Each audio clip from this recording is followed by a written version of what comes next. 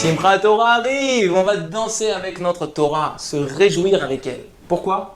Parce que la Torah, c'est notre vie. Un juif qui étudie la Torah découvre à chaque instant combien elle est profonde et combien ses enseignements peuvent le métamorphoser et lui donner un équilibre de vie parfait. Voyons ensemble un exemple d'enseignement qui figure dans la paracha de Vezot Aberacha que nous allons lire. Vezot Aberacha asher berach Moshe. Et voici la beracha que Moshe a attribuée au Béné Israël avant son décès. On peut se poser la question, mais pourquoi la paracha commence par le mot « et voici » ? Et c'est une conjonction de coordination, comme le disait ma prof de CM2.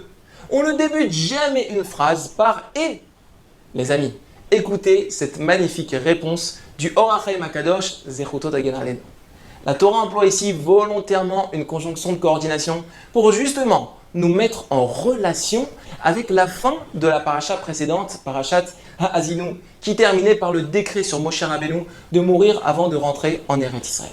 Finalement, c'est le Ham Israël qui a entraîné ce terrible décret. Moshe aurait pu ressentir de la rancune envers le peuple.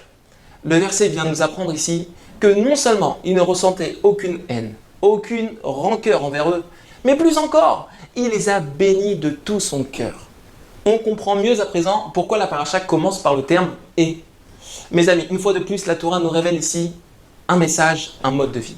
Il faut s'habituer à retirer tout sentiment de rancune envers ceux qui nous ont blessés. Et dans un second temps, s'habituer à ressentir des sentiments de sympathie et d'amour envers eux.